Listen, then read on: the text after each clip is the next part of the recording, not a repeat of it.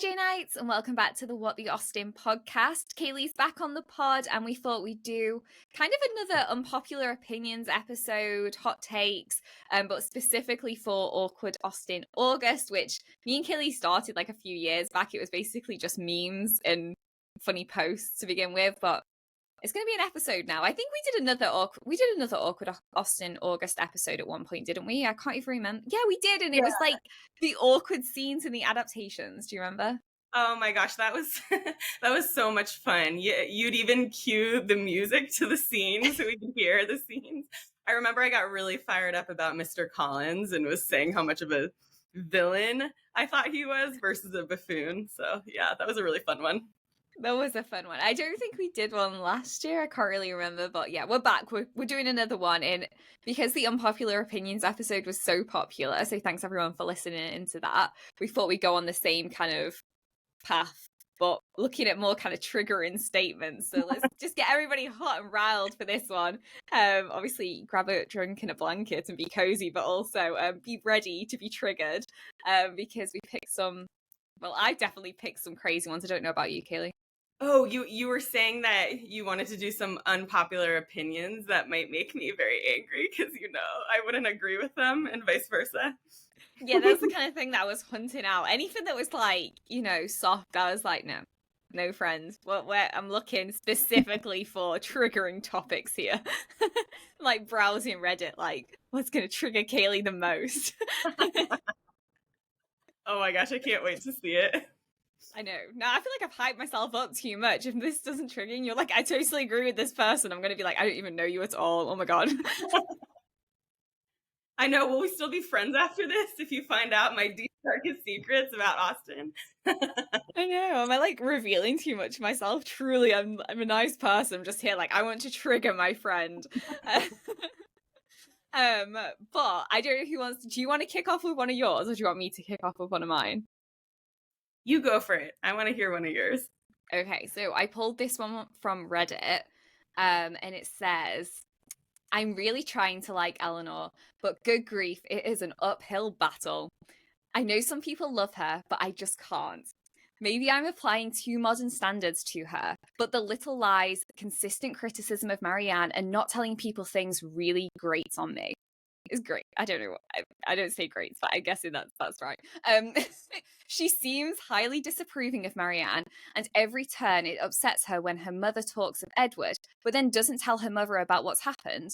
She wants Marianne to accept Colonel Brandon, a man she clearly isn't interested in. I love the book, but she really ruins it for me by being so miserable, frustrating all the time. Wow, you really... I can normally at least try to see the other side. 100,000. I completely disagree. Like, I'm so curious. Okay, so this person said that they did read the book. They're not going off of one of the adaptations. Yeah, they love the book. They love the book. They're just not a fan of Elinor. Not a fan at all. I think everything about that description is just like objectively wrong. Can you read that description? That's funny. Okay, I know some people love her, but I just can't. Maybe I'm applying too modern standards to her, but the little lies, consistent criticism of Marianne, and not telling people things really grates on me. Which I can kind of get that. She is quite harsh about Marianne. Like, think about the scene where she's like talking about Marianne to Brandon, and she is being quite critical. And Brandon even says to her, like, don't like force change upon your sister. Like, the things that you love about your sister are kind of maybe the things that are a little bit out there. Do you know what I mean? Like, if you change people's unique characteristics because they maybe don't fall in line with what you think are good characteristics, then you lose their personality. So maybe that's kind of the angle that they're coming, because she can be kind of harsh. I can kind of see this a little bit. Oh gosh, I think she's so justified in being a little bit tough. I'm glad the person who wrote this said maybe I'm taking a more modern view, because I think we have to take into account the sense of propriety back then for behavior. Like, now it wouldn't be a big deal for someone to go to their boyfriend's house alone. But when Marianne and Willoughby go off to Willoughby's to Allenham, that is so improprietous if they're not engaged, right? And so I think she is harsh sometimes, but I think it comes from a place of concern for Marianne's well-being. And also Elinor is under so much stress because they say very much that Marianne is so similar to her mom. Apple doesn't fall far from the tree. So Marianne and her mom are understandably grieving. Like she's just lost her father, but Marianne just dwells in that in such a self-absorbed way. And Elinor is the one who has to quietly deal with all of the practical logistics. She has to keep like making sure that Marianne doesn't do all of this really improprietous, kind of embarrassing stuff to the family. And I don't know, I think in the 1980 adaptation, Elinor comes across as really cold. And I remember when I was a little girl watching this, I preferred Marianne to Elinor, and I thought she didn't have feelings. But in the book, I have so much more compassion for her because you see how much she loves Edward. You see how she's struggling and like what a sensitive soul she is. But she feels like she's head honcho in the house, and she has to be the one to deliver the tough news, like to downsize on these houses her mom is looking at, to tell her mom, hey, we only can afford something like a Barton cottage. So I think anyway, I'll let you respond to that first. Yeah, no, I have a few thoughts. I do get that about the money. Like, she's almost forced into being the villain, I think, in like some of the situations. Like, if you think about the horse scenario, like Willoughby turns up with the horse, and yes, that's a nice gift, but only if the people you're giving it to can actually afford to fund a horse. Like the point that Elinor was, you can't take a horse because we don't have the money to feed it. We'd have to get like an extra pair of hands in to help look after it. And it's kind of sad because then Marianne's like, you're so like awful for doing this. But the way that Elinor sees it is she's like, I'm being practical because we're not going to go into like destitution because you want a horse. That's just, it's just all like, because your boyfriend's brought you a horse. That's just not practical at all. So she's kind of, by other characters, is kind of forced into kind of this more rigid position, I think, and coming across as like not very nice. Another thought that I had, I loved what you said about like Willoughby and Marianne, like how they're so inappropriate at times. In my tarot deck that I have, the Chariot is represented and it's like Marianne and Willoughby. Do you know when they're like belting it through everywhere on Willoughby's like cart or whatever, and they're just like going around town? And I love in one of the adaptations they like nearly knock some people over and stuff. And I think that's so true. Like they are so fast energy, it's just extreme. It's just, you know, too much, isn't it? It's and too public. And I do understand why Elinor, in comparison, has been so private about her emotions. I get that. I think maybe some of it might be a bit of jealousy as well. Like Marianne can be so open, so out there with her feelings, and Elinor can't do that because, you know, Lucy Steele's in the way with Edward, and she doesn't even know if Edward actually has feelings for her and everything. So I can kind of see being forced to be reserved as well would probably put me in a bad mood too. Yeah, exactly. I love what you said about the horse. I think I see Elinor as probably not wanting to play this role, but being the practical one, and she's reacting to other people being thoughtless and kind of self-absorbed. You're exactly right. When I was younger reading this, I was like, oh my gosh, it's so romantic. Willoughby got her a horse. Elinor is being such a diva, you know, and it's, no, they couldn't take care of the horse. That would have been a huge burden on the family.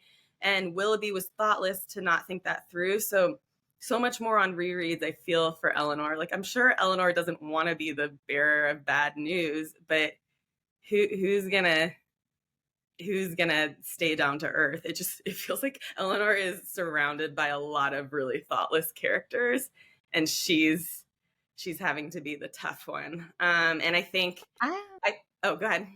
I was just gonna like push back on that though, because like I think they made another good point where it says it upsets her when her mother talks of Edward, but then doesn't tell her mother about what happened. And I think that's really fair. It makes me think about when Elizabeth says in Pride and Prejudice, where she's like, I could have prevented like some of this if I'd been open. like if I'd actually talked about what was going on. You can't criticize people if you don't tell people like what you're struggling with. Do you get what I'm saying? Like you can't be upset and angry at people for triggering you if they don't know that what they're saying is a trigger, because people can't read your mind, you know, like they don't know that Edward's with Lucy because Lucy's, you know, decided to tell Elinor and feel really awful about it. Like they don't know that. And so do you know what I mean? Like Elinor keeps so much to herself, but then is like so hurt by things.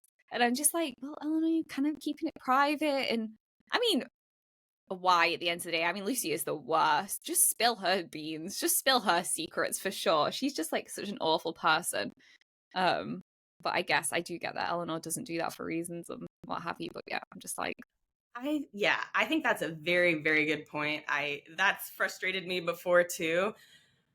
But then the reason I truly understand it is because Marianne and Mrs. Dashwood are so open and so effusive about things. Like Marianne wants Elinor to show affection for Edward in the way that she shows affection for Willoughby.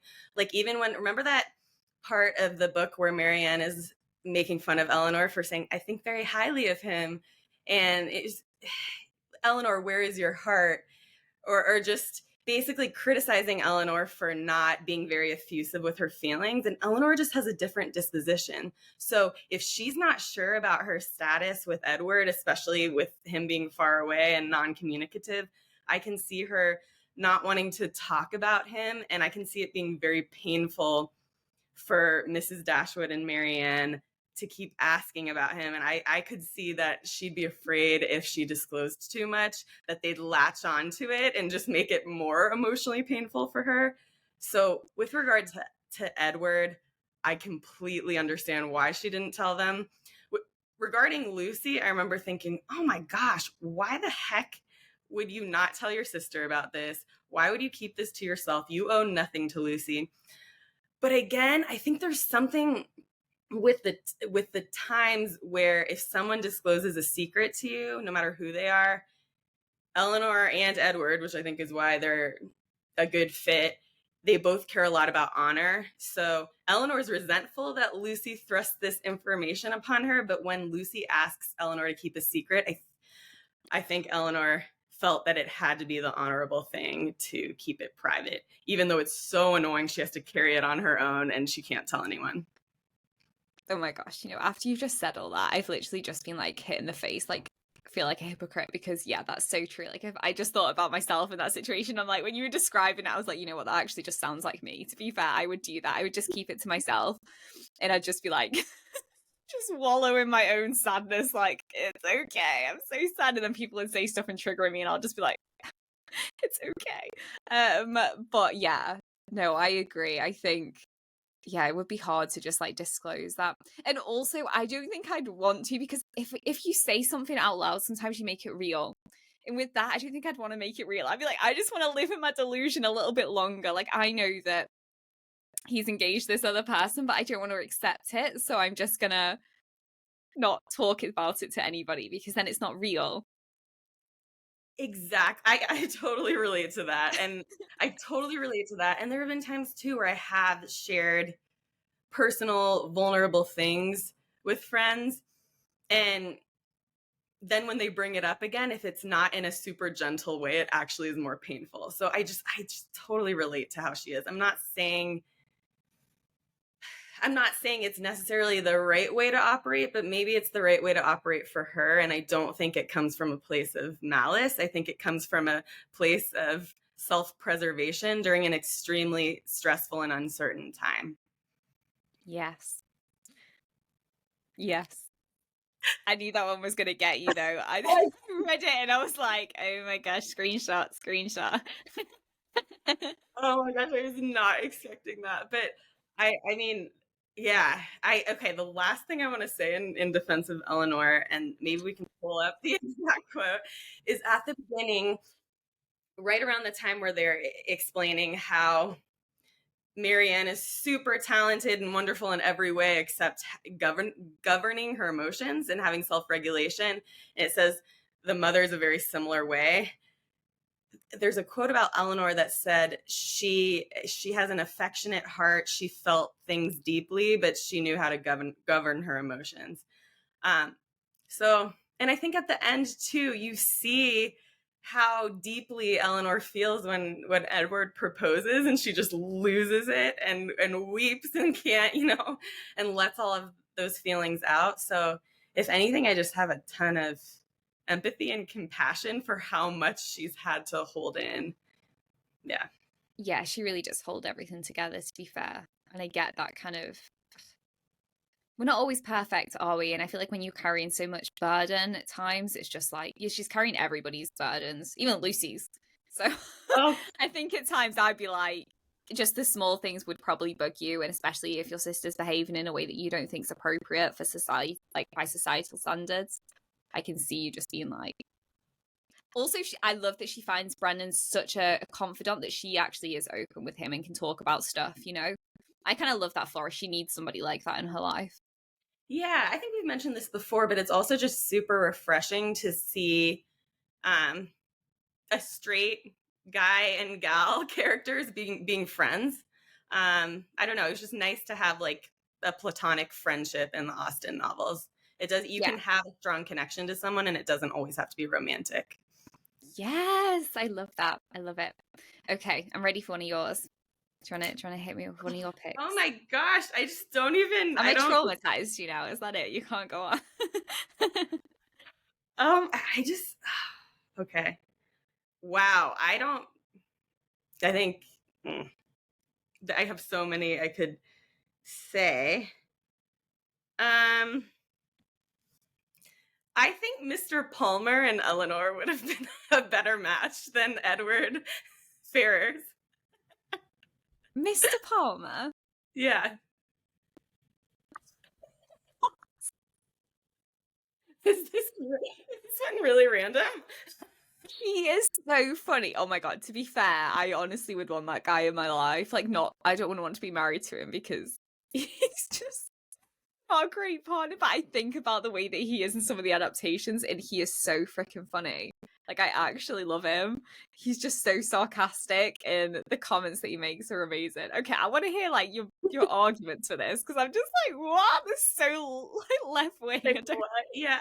Okay, so my argument is, I think that Elinor and Edward will end up being happy together, but I think it's going to be she's sort of out of his league and she's managing him. I think she'll be content with, he wants to be a pastor and she'll organize everything for him.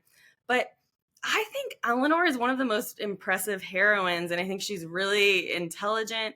And I think Mr. Palmer, obviously, he's described as being kind of a curmudgeon, but it's because his wife is so ridiculous. It's because he's with Charlotte and I'm blanking on her name. Who's the mother? Charlotte and Mrs. Jennings. Mrs. Jennings. Charlotte and Mrs. Jennings. They are so loud and obnoxious and giggling all the time. They have such a mismatch in disposition, and I think Mr. Palmer wouldn't be like that around someone who's super sensible like Elinor. And he struck me as very intelligent, and when everything's happening with Marianne, he jumps in and tries to offer them help and is pretty good friends with Colonel Brandon.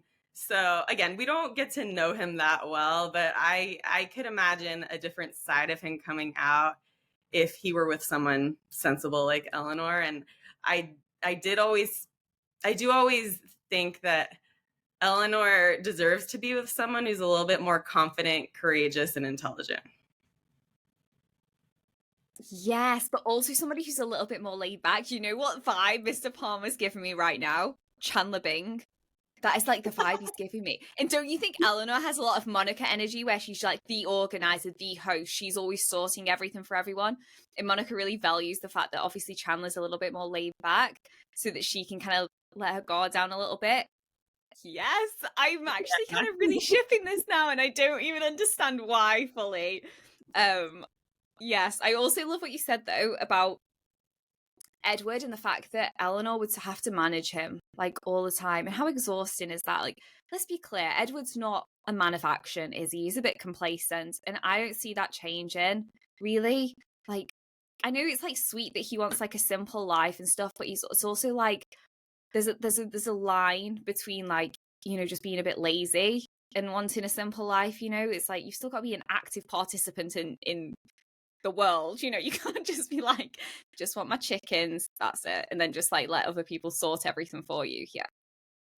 Yes, I totally agree with that. I think I want to make a qualifier here that I think Edward in my two favorite Sense and Sensibility adaptations embraces the role really well, and I like that version of Edward. He's sort of embellished and made better, but the Edward in the book is the biggest whiner on the planet, like boring, whiny. And I'm just like, after everything Eleanor's been through, I think she deserves to be with someone chilled out, just like you said, and someone where there are fewer dramatics and someone who can show up for her too. Like, I just imagine her sort of caretaking to Edward her whole life, which she'd be good at, but like, I'd love someone who would have the social intelligence to attune back to her as well.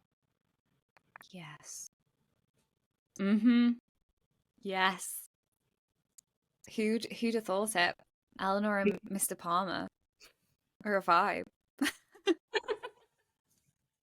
was quite a random one, wasn't it? That was so random. Honestly, I did not see that coming. That was the most random thing ever, but I kind of love it.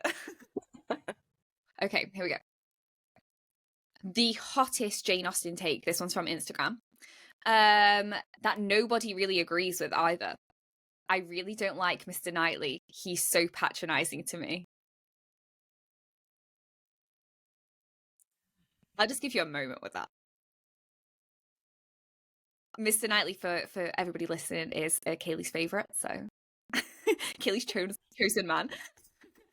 You like that I'm sitting here pouting and not responding? Okay. I have to begrudgingly say that I could see that take in certain instances, but it's definitely not the whole story. Mr. Knightley, you know, does say things to Emma like badly done, and he does lecture her. But frankly, I think she kind of needs it, and I think it's good for her. I think, and they just have the history of growing up together, and you know, as you age, the age difference isn't as dramatic, but think about how much older he was when she was a little kid and how that gap could have influenced their relationship. So I see how people say that, but I think it's more that he is so honorable that when he sees Emma not treating Mrs. Bates well or not acting in an honorable way, he really wants to check her, because again, for that time, propriety was so important in society. And so I think it comes from when he's chastising Emma, first of all, I think it helps her grow and be a better character, but I think it comes up from a place of deep disappointment because he knows what a wonderful person she is, and he knows what it is for her to be her best self. So I think it genuinely hurts him to see her get sidetracked and not be her best self. And so I think he shows up in this way that's chastising her, but I think it comes from a place of deep care. Yes. Feel conflicted on this. I can't work out whether it is inappropriate the way that he does chastise her. Like, is it inappropriate that he almost takes like a parenting role? Like, you know what I mean? Considering they have feelings for each other, is it appropriate the way that he goes about it? But then also I'm like, it's important to have a partner that challenges you, you know? If you're not showing up as your best self, like I'd like to think that a partner would say to me like, I love you, but you know, you're showing up wrong here. Like, this is not right. Like, you're not behaving in the way that I know that you, like the person that you are or something. And then, you know, that you can check yourself and be like, oh my God, this is so terrible. You're right. I need to apologize. But I'm like, does he go too far? Because there's one thing being like saying it like that, and then there's one thing like shouting and being like, badly done, Emma, and like really hammering it home, you know, like till she cries. like, is that maybe a bit too extreme for a partner, like for your, you know, your other half? Yeah, I think think it's a really good question. And I don't know. I have a very close friend who loves Austen, who feels the same way about Mr. Knightley. She does think he's patronizing. What I keep thinking about is I think it's fair that we have to factor in that Emma's family, the Woodhouses, and Mr. Knightley's family have been long-standing acquaintances. And since Emma's mom has passed away, her governess, Mrs. Weston, has gotten married, and then her dad is not super functional. He's this hypochondriac who fixates on illness and stuff. He can't really attune to Emma, that it is this thing where I think Mr. Knightley thinks that Emma doesn't really have that parental guide. And as I say parent, like maybe that's creepy that they end up being romantic partners, but I think it makes sense that he feels like he wants to be the one to look out for Emma and check her, because he knows that she doesn't really have another parent figure present to do that. Yes. Okay, this is interesting. I think it does actually matter how long you've known your partner. Now, if you've grown up with this person, I think there's a little bit more leeway there. Like I think there is something about, like, if you've seen your partner maybe it just sounds a bit weird, but as a child, like even if you're both children or as teenagers or what have you, and then you've watched somebody grow, I think there is a little bit more leeway there, because you almost, even if you were friends, you've almost played a part in that person's upbringing. And so there's a little bit of leeway, as opposed to like if you just meet somebody now, like as an adult, and they come into your life, them taking like this kind of like, high road stance is maybe just super inappropriate. So I think it matters how long you've known your partner for, what stages of life they've seen you in, because it kind of makes me think, I don't know if this is just because I've just watched this, but it makes me think about The Notebook. And the argument that you've seen The Notebook, right?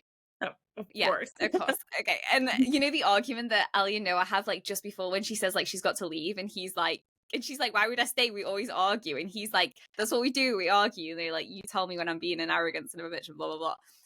And I was like, you know what, that's interesting as well, because they knew each other when they were younger. There's kind of more leeway, and that's kind of what I was trying to get with the whole Knightley and Emma thing. I think it depends what stages of life you've seen each other in, to whether or not it's appropriate or not. That is a really good point, because I think that's right. I think Mr. Knightley earns that right to check Emma because of their history together, and it's very different than Mr. Darcy coming in not having known Elizabeth and just starting to chastise and insult her, not having that background. So I'm really glad you pointed that out. I think that's spot on. Yeah, I kind of loved that one though. I love this one, threw that out there. I was literally just like, yes, because I tried to find one where someone was like, not so hot on Mr. Knightley, and then when one come up on Instagram, I was like, yes, friend, thank you. You have delivered for me. That's what I was after. Wow, is you really, Elinor and Mr. Knightley? You know me very well. I do love Caily, please. Like, everybody remember that. Yeah. You're scared now, and you're like, oh my gosh, I'm seeing such another side to you. You're so vindictive. Like, what's the next one gonna be? I think that Susanna Harker does a better job with Jane Bennet than Rosamund Pike.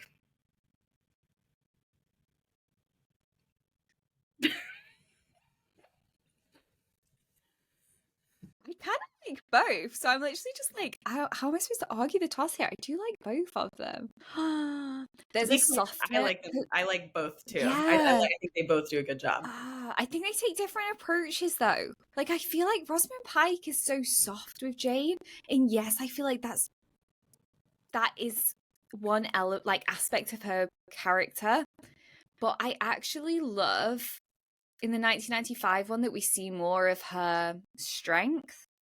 Do you know, like, what we talked about in the Jane Bennet episode, where we were like, actually, Jane is kind of a bit of an Elinor in the sense that she carries the weight of her family. And I kind of like that's shown,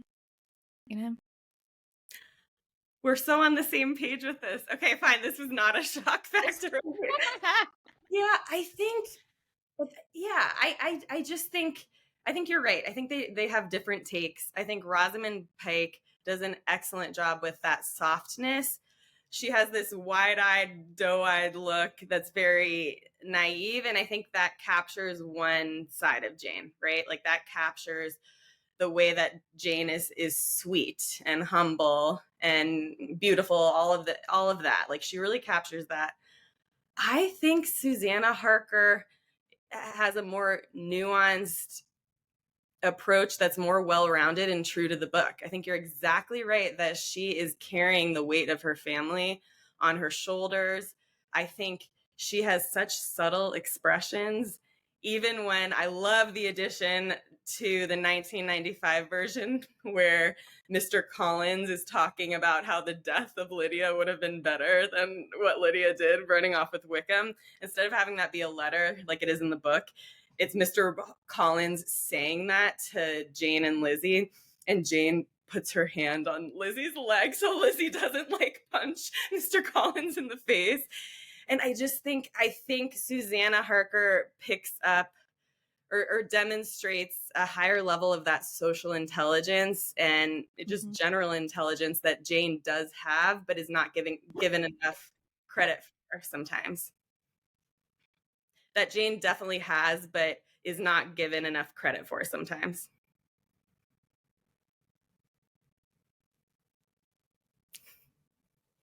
Yes. No, I agree. Yeah. I mean, isn't that's the thing though, isn't the 95 one just really does capture the characters so well in all their little nuances, and they're just so much more rounded as opposed to in the 2005 one, which I do get because they don't have the time to develop them in the same way. Yeah. I like both. I like both. I couldn't pick between the two of them. I do like both. They both fit their film, TV show correctly. Like it's a bit like the Darcys. You couldn't flip them. It wouldn't make sense if you flipped them, you know? So I'm like, I like them both. I do. Oh, and they also both fit their Bingleys really well. You know? Can you imagine the opposite with the opposite Bingleys? Like that just, no, strange. Maybe Rosamund Pike with, I don't know, the guy who plays him in 1995 version. Maybe you could match those two, but you couldn't do it the other way. Mm-hmm. Susanna would be like that the other guy's like mum. Like Rosamund Pike gives kind of mum vibes to him as well. So like, you know. Do you like the redhead? Or sorry, what is the actor's name for? I don't know. We should find out what his name. We're terrible with actors' names. Like genuinely, this is why we read books, because we can't remember no one's name. We just remember character names. Hey, cut out the part where I refer to him as the red-haired Bingley. The red-headed man. Yeah, that's funny. Yeah, I don't know what his name is. Anyway, so the title for this one was Sense and Sensibility, Unpopular Opinion. It was a hard read, however, it was a great experience. I was mad pissed that Elinor didn't end up with Colonel Brandon rather than Edward. Whatever the case, she clearly had depth with Brandon, and sorry not sorry, Marianne didn't deserve Colonel Brandon. Nah. I do agree that Elinor and Colonel Brandon have a lot of depth to their conversations and communication, but it's such platonic friends vibes. And I love that. I love that they can be platonic friends. I don't think that was super common for that time if it's two single people. I just don't think there's a romantic spark there. And I think they'll have a great relationship with his being married to Marianne, but there's just nothing romantic between the two of them. And Marianne is pretty self-absorbed and dramatic at the beginning of the novel, but I think we have to make some allowances for her given that she was 16 years old, you know? Like Willoughby was her first love. Who's not self-absorbed at that age? Who doesn't make mistakes? And Colonel Brandon was a more seasoned person who'd been through more, who was obviously more mature, who had already had a first love. I think that Marianne needed time to evolve over the novel. And I think I've said this before. I think she and Emma have the most character development. And I think we have to allow her, even though she really annoys me sometimes. I think we have to allow her that space to grow, and I think it ends up being a good relationship, and she is in a place to be happy with Brandon. Even at the beginning, it shows that they both have similar tastes in music. They both have similar intellectual interests and abilities, and so I think if we can get over the age factor, which was more acceptable for that time and would probably be creepy now, not probably, would be creepy now.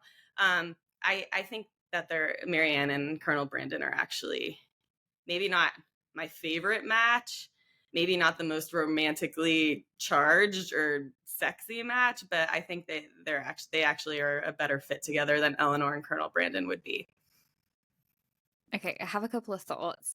One of them is a whole other episode that we've got to do, where I was reading this book. It's all about like using your intuition and stuff, but there was this great point about the 4 characteristics that you kind of are looking for in a partner or just any relationship really, but you know, the more of these that you can tick off, the better. And it was kind of like mind, spirituality, physical, and what was the other one? Well, with emotional. We should definitely do an episode where we see like which couples tick like the boxes for each other. That'd be so fun. That'll come in the future, guys. But my other thought was, do you think that people try and ship Brandon and Elinor more because we don't see much of Elinor and Edward's relationship develop? Like, I feel like there's so much privacy to them like falling in love compared to Willoughby and Marianne. It's like, what do we really see of it? It's like a couple of chapters, then she goes away. And I understand that she's got like, really strong feelings, but as like a reader, are we fully invested in that? I think that's a good point, and my feeling about it is a similar vibe, but instead of it being that Edward's away so much, it's more that Colonel Brandon and Elinor are talking so much, but Colonel Brandon doesn't talk to Marianne that much throughout the novel. Like, he's very much observing Marianne and talking about Marianne to Elinor, whereas they don't have that much. It up to her. Like, I think she's been a little bit more, and again, we have to take into account the times and maybe different societal I don't really know. I don't really know why they do it, but I do think Jane Austen could have developed Marianne and Colonel Brandon a little bit more leading up to them getting together. And I think they could have had more scenes where they're actually having dialogue with one another, because yeah, I found that a little weird at times that it's always Elinor and Colonel Brandon talking about Marianne, but not Colonel Brandon talking to Marianne. I kind of like that she doesn't give them much airtime though, because I feel like the point is like Marianne's journey is that well, I just think that's the story in general is kind of like maybe the person you like, the really romance, like, you know, the Knight of Cups guy isn't necessarily the person that you're going to end up with. Maybe you end up with a more like laid back, stable person, you know, that you didn't necessarily anticipate you would. I'm not saying that's for everyone, but I'm just like, for someone like, you get what I'm saying? Like, I feel like Jane Austen demonstrates to us that, you know, everybody's on different paths and you end up with different people. Like, just because one person ends up with Wentworth doesn't mean that you're going to end up with a Wentworth. Maybe you end up with a Brandon, and that's not necessarily bad. You can still have a loving, happy relationship. My point is, it's like, I think it shows that there are different types of love, and not everything is the overly romantic one, but it's still meaningful. And that's kind of what I like about Sense and Sensibility. I feel like it does show that, even though I'm here, like, I'd want to Wentworth over a Brandon, but yeah, I like that argument for Marianne has to fall in love with Willoughby. She has to go through that experience of being immersed in first love.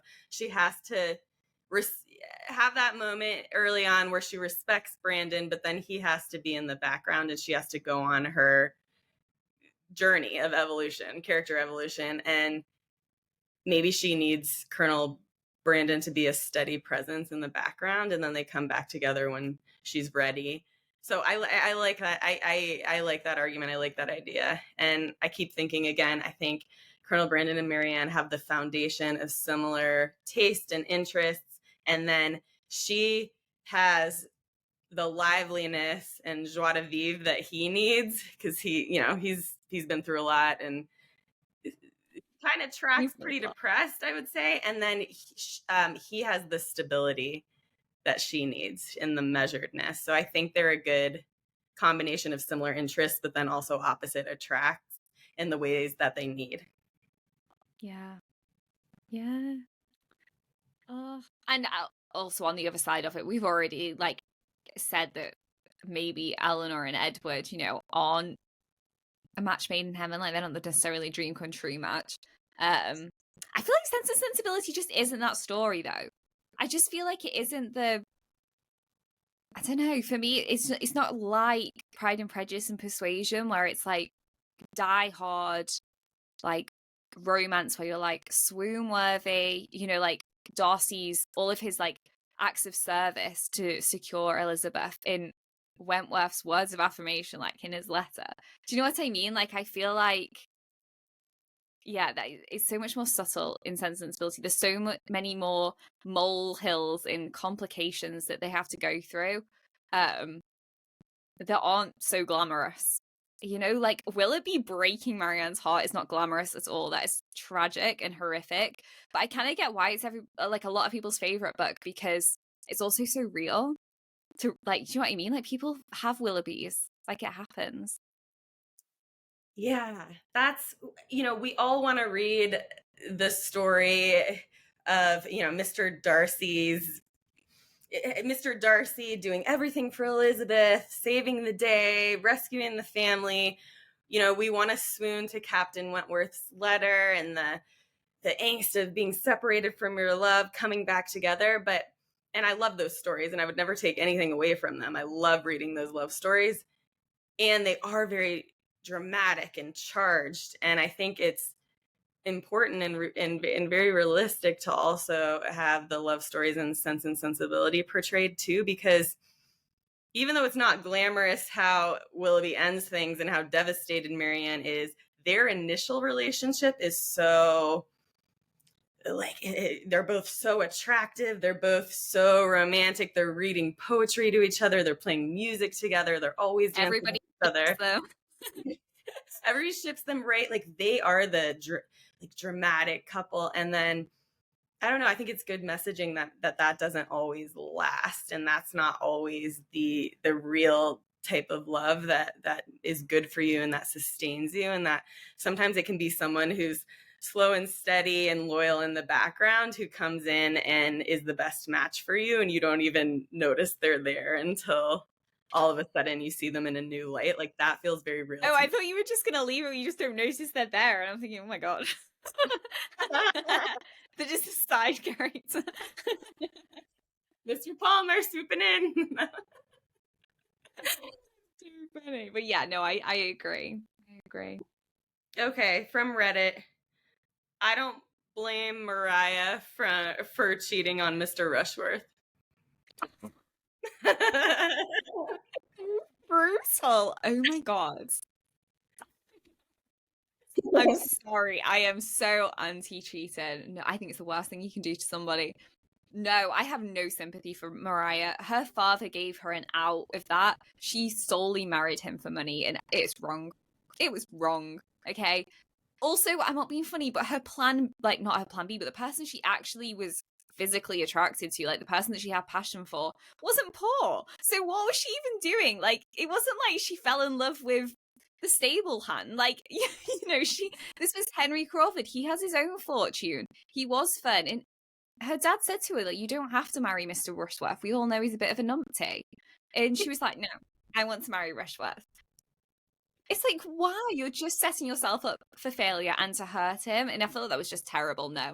No sympathy for Maria. And then she ends up with Henry anyway. She just runs off with him and it ruins her whole life, and then ends up living with Mrs. Norris. The whole thing just sucks. No. Izzy, it finally happened. I've heard you use the word numpty on other podcast episodes, but never with me, and it just finally happened. You called someone a numpty, and what better character than Mr. Rushworth? I'm ecstatic right now. I'm so happy. I never thought this would be the topic that would get me right. It's always Mansfield Park. Oh my god, it always gets me riled up. I wanted to do one that was like, Fanny is the best heroine and the most generous, kind, wonderful character. Don't do that. Get you all right. Anyway, sorry, not to sidetrack, but okay, so again, cheating is wrong. I do not condone cheating. Mr. Rushworth, I couldn't live with him, and I think if she did this, it's wrong what she did, definitely. And I just wonder if she actually felt like she did have an out. I think for that time when you make a promise like that, and I think women had fewer opportunities to meet different men. Mr. Rushworth is actually supposed to be richer than Mr. Darcy. He is the richest. He's the richest male in all of the books. Wow, yeah. And I'm not saying you do that to someone, and you shouldn't do that to someone for their money, but I don't know. I could see if I felt totally obligated to Mr. Rushworth, I could see myself feeling really miserable and feeling swept up by this handsome, charming, intelligent guy. Like I think what she did was wrong, and I don't condone her actions, but I also don't 100% vilify her. I kind of feel sorry for her a little bit on some level. Hey, I mean, what is her like reason? I really don't get it. I get that he is the wealthiest man, but she's not coming from poverty herself. She's not like in the Bennet situation where their estate's going to be entailed away. Her family have money. She's young, like apparently one of the most beautiful people in their area. And she's already drawn the attention of another guy who she's actually attracted to. What reasons does she have to marry Mr. I do not understand it at all. And also, of all the people that could say to you, you can get out of this, I feel like the person that's going to hold the most power is your father. Who else is going to be able to stop a wedding other than your dad? Like, your dad's going to be like, I actually changed my mind. It's a no from me. You know what I mean? Like, that would just be it. That wouldn't be her fault. She'd be like, sorry, my dad's just, he's fickle. He changed his mind. Do you get what I'm saying? Like, what reasons? Why would she need to marry him? I don't understand. Yeah, I see when you say it like that, and now I'm flashing back. You're right. Her father did say she could get out of it, and I do remember not liking the competitive nature between the sisters, and I do think she wanted to be the belle of the ball. She wanted attention from multiple men. She wanted to feel more sought after than Julia. So I'm not saying she's a kind person, a sweet person. Yeah, I don't know. Maybe I agree with you. I do remember there was some part of when I was reading feeling bad that she was stuck with such a boring oaf, and I don't know why. She doesn't do the right thing, and I don't condone her actions. You know what's even worse about it from my perspective as well? I feel like she actually, part of her marries Rushworth just to get a rise out of Henry. Like, I feel like she does it to make the chase bigger. Does that make sense? Like, you know, Henry loves a chase. That's why he gets, like, originally goes for Fanny, because he's like, oh, she's like, she'll be a really hard person to catch. And I actually feel like part of Mariah's, like, whole scheme with it is that she wants to kind of bait him a little bit. And I hate that even more. Like, can you imagine marrying somebody just to bait somebody else? That's just awful. Yeah, I think that's fair too. She does it for a pride thing. Like, I'm trying to remember, again, Mansfield Park is my least favorite of all the Austen novels. So I'm just a tiny bit rusty on this one. Does she agree to marry Rushworth while Henry's still interested, or is it when he's shifted interest to Fanny and is kind of pulling away? I'm pretty sure her father gives her an out around the same time as the play. Like, maybe just after that. So they've been getting really hot and steamy. And I genuinely think she does it as like a way to bait it, because Henry's not the easiest person to keep the attention of. Do you know what I mean? Like, he just likes it for fun. He's just like, I'll go wherever, what's fun. Like, I love to just chase women. Mary even says that at the start. She's like, my brother is a horrible flirt. Like, it's a game to him. obviously it's not a game with Fanny in the end because he actually does form feelings for her, but I think Maria does it to keep him interested. Yeah. And it works. He goes back for her. He goes back for it because he's like, oh yeah, this is a good chase again now. And obviously then leaves her again and she ends up with Mrs. Norris, which perfect punishment for somebody like that. But right. Yeah, they both do very immoral things. I remember getting a cringy feeling about how both of them were behaving. Yeah, I think the two of them love the thrill of the chase and choose themselves over the feelings of other people. I'm not arguing with you there at all. I do think he ends up having authentic feelings for Fanny, though, for sure. Yeah. I think so. I think he does as well. I think he surprises himself with them, but I think he does. Like, he actually does care for Fanny. People are always like, no, he doesn't, because then why would he go for Maria? But I'm like, Fanny gives him absolutely no encouragement at all. You know, he actually goes out the way to go and visit her in Portsmouth or something, in like this little tiny 2-bedroom house where she's got like 10,000 siblings and things. Like, he goes out of his way to see her and she just like is not interested at all because she's interested in Edmund. But he doesn't know that. So he's just like, well, I can kind of get him going for Maria. I think Maria's like a noob. But what's Henry got to lose? Henry is single. Fanny's not interested in him.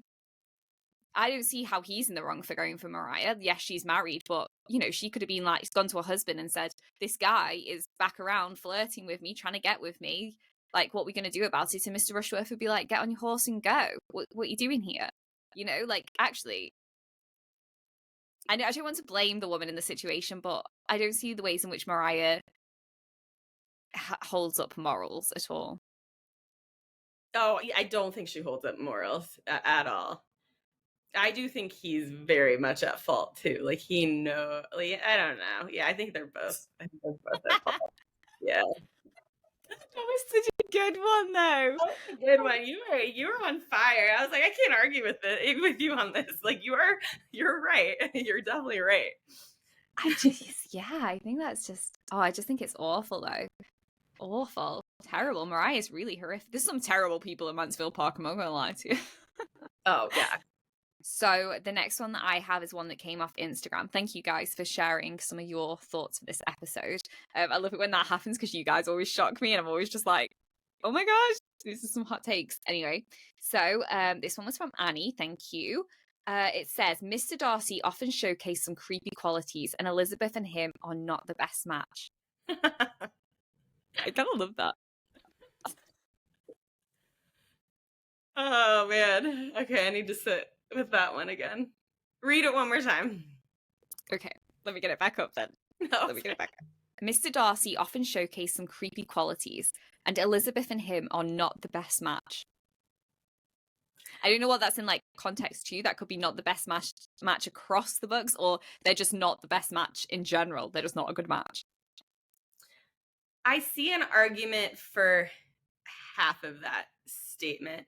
I think Mr. Darcy does do some, not necessarily, I can see how they come across as creepy. Like, there are, when he's meditating on a pair of fine eyes, I do think there are a lot of parts of the book where he doesn't directly approach Elizabeth and is kind of just either standing near her or creepily staring at her. And, you know, they really exaggerate that in the 1995 version. There's so many times where he's just across the room staring at her or just coming up and overhearing part of her conversation, standing creepily next to her without acknowledging her. Yeah. And I was like, is that? And then on my reread of the book, I'm like, okay, no, he does do that. Like, he does that a lot. So I can see how that comes across as creepy. But the reason I think the intent isn't creepy is I think he's shy. He has some social anxiety. He's interested in her and he doesn't want to be. So I think it's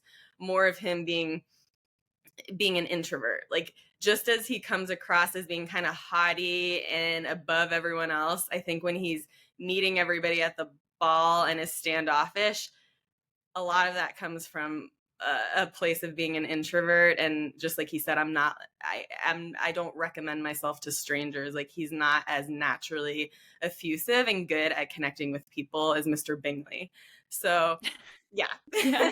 So I get it, but I think that's too harsh. I don't think he's actually a creep. I think Mr. Collins is a creep. I feel, yeah, for me, I struggle with the word creepy in relation to Mr. Darcy. Rude, definitely. Like, oh God, some of the stuff he says is just completely rude. I was actually rewatching the scene from the 1995 on, like, his first proposal, which really does capture the book as well. He is so rude in that, and that's kind of creepy, actually. Like, can you imagine somebody showing you so much, like, disdain and just, like, being awful to you and just being like really weird, like up and down all the time, and then turning up at your house and being like, I love you so much, but also your family and friends and everything is all horrific and I'm going against my own better judgment. And I'd be like, excuse me, are you lost? What is this? So yeah, I do think some of it is a bit creepy. Like, he does have terrible social skills, really bad, which I guess can come across a little creepy at times. For sure. I don't know if I can see him as creepy. I don't know if I'm fully seeing that for sure. I'm not. I don't know. Let me reread it again though. And it was saying like they're not the best match either. I can't see her with anybody else in the book. In general, I think they're a good match. I can't see them not being a good match. I just see them as a good match. I'm not sure. It's weird. I don't know. What do you think? Yeah, I think that was good you brought up the first proposal, because the only way I can see him coming across as creepy is what I said about him staring at her and walking close to her without talking to her.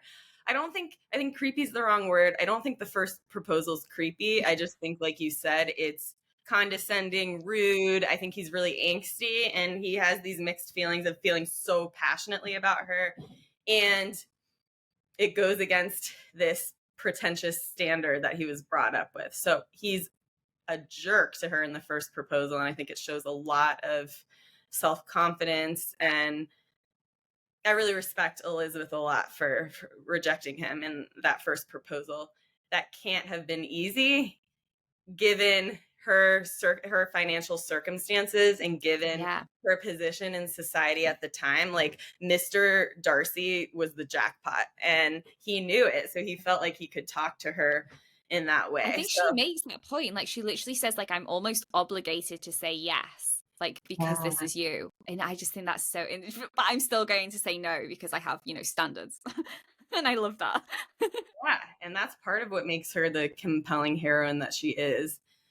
So yeah, I don't think he's creepy. I do think he's angsty and doesn't treat her well, and I think he has a lot of evolution and proves himself to be the worthy person that he is. And I think they're a good match. I think they're both extremely intelligent. I think they're both loyal. I think they're both committed to the people they love. I think there's a lot of romantic attraction. I interestingly can see Lizzy with someone else who's equally as witty but a little bit more playful. Like, I think Lizzy and Darcy will have a pretty serious relationship, and hopefully because she likes to laugh and can be playful, she softens him a little bit, makes him a little bit less serious. But yeah, no, I think they definitely work together as a couple, and I see them happy together. Yes. Wait, you could see her with somebody else in the book? Oh, no, not in the book. Sorry. Oh, I thought you were going to be like, it's Fitzwilliam. I was like, I can see that too. I don't hate Fitzwilliam's kind of a cool guy. I kind of like him. Yeah, he's such a nice, warm guy. I think Fitzwilliam's great. I think Elizabeth would get bored of him. No, it was more, I know we did our crossover episode where we talked about heroines with characters from other Austen novels, and I just, for some reason, I thought Lizzy and Henry Tilney both are very witty and have a socially intelligent, have like a really nice, similar sense of humor. So I could see her with someone equally as smart, but also has that playful side. Do you know what I just thought there? I don't see him as creepy, but do you know what is really creepy? when she's in the house and he turns back at home and she's in his house. That's creepy. That's like so just that's like one of my worst nightmares, honestly. Honestly, worst nightmare. Like, can you imagine, like, after you've had all this awkwardness with somebody and then you're in their house and they just turn back up and you're like, I'm so sorry. Why am I here? Just kill me now. Just kill me now.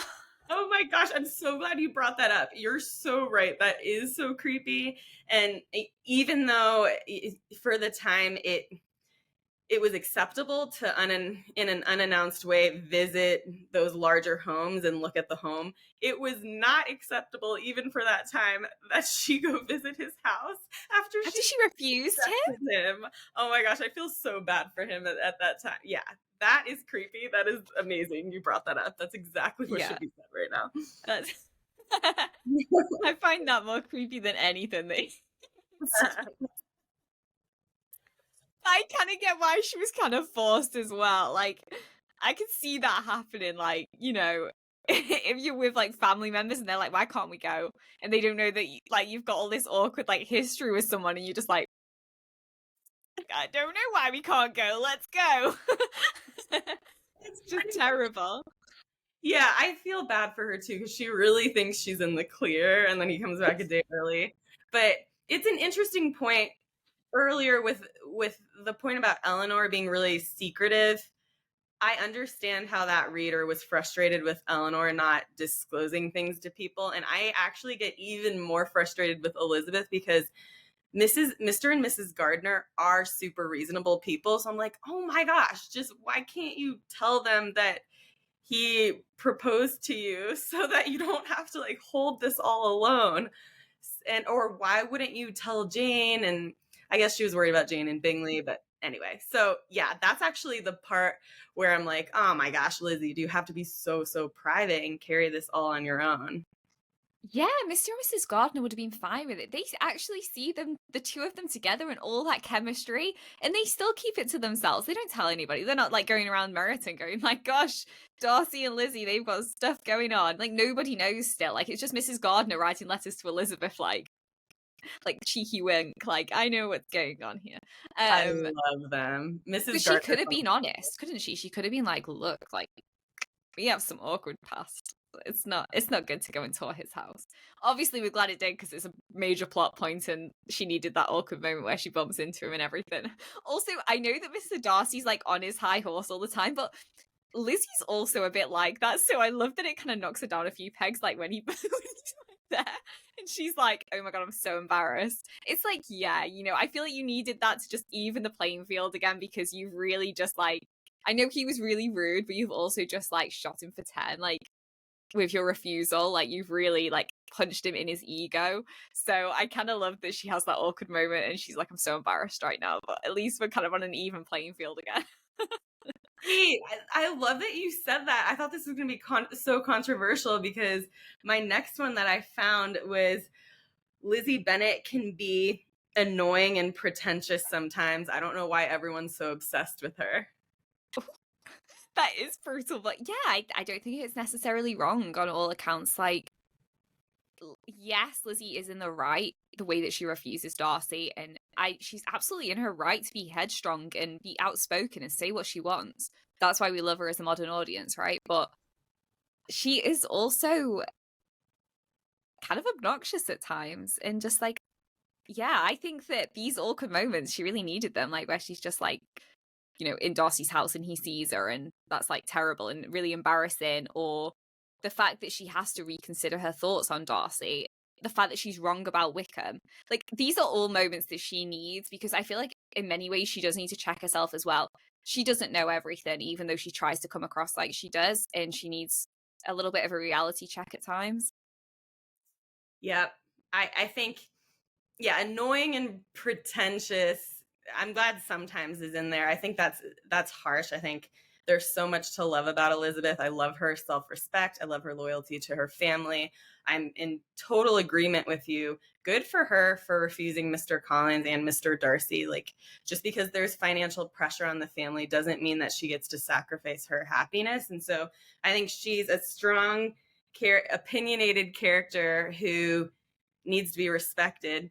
And she annoys me so much when she's so willing to believe everything Wickham says off the bat, not knowing him, just because he's handsome and charming and flatters her. And I think a huge reaction to that is Mr. Darcy slates her appearance, and then Mr.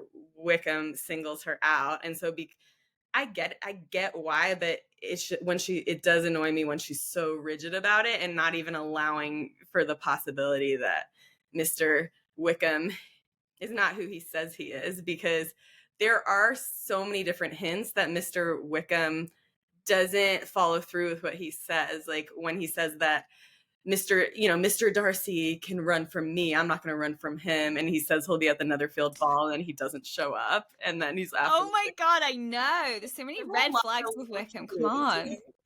Yeah, so she's smarter than that, but she lets her like vanity and her pride get in the way from appropriately sizing up the situation, even though generally when she's not biased, she's actually a really good judge of character. Yeah, I think to an extent, but I think she's more logic than anything else. Like I was thinking like a situation where I like met somebody, and for me, like my instant reaction to them was I was like, oh my gosh, that guy's a Wickham. He did turn out to be a Wickham. And I like avoided him like the plague, but I saw things like transpire with other people. And it made me think like I'm driven by intuition more than anything else. And Lizzy is so driven by ego.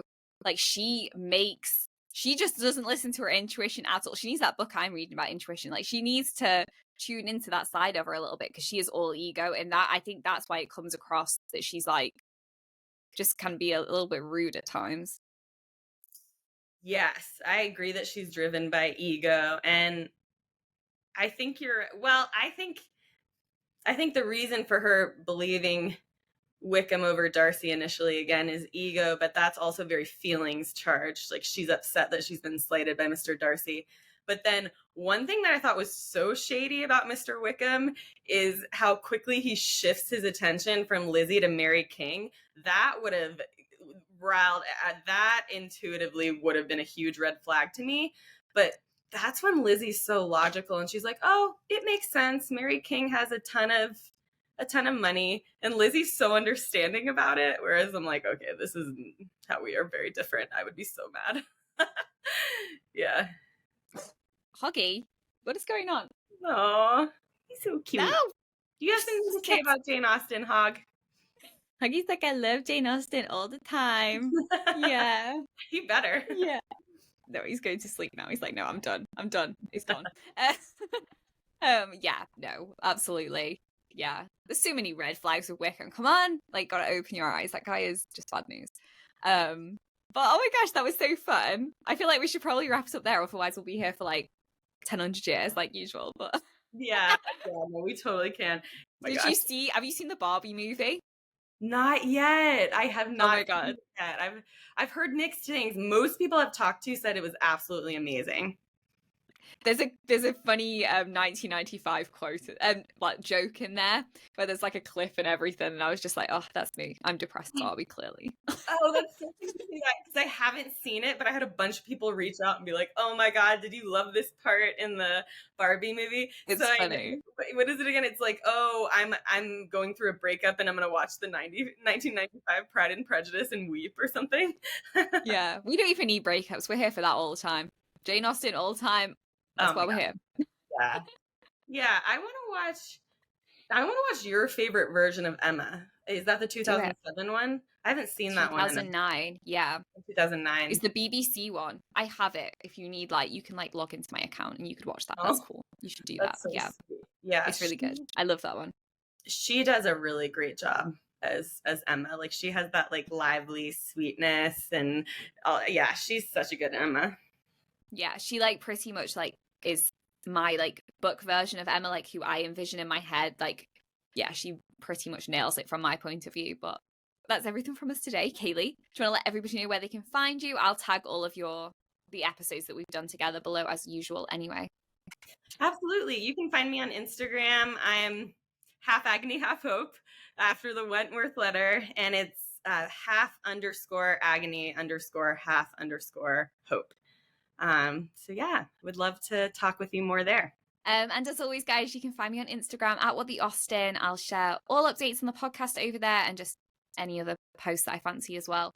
And also the Patreon, if you want to join the Janeite tribe. We have a book club. We're in full force now. We're reading Pride and Prejudice. So if you want to join that, that's also linked in the bio.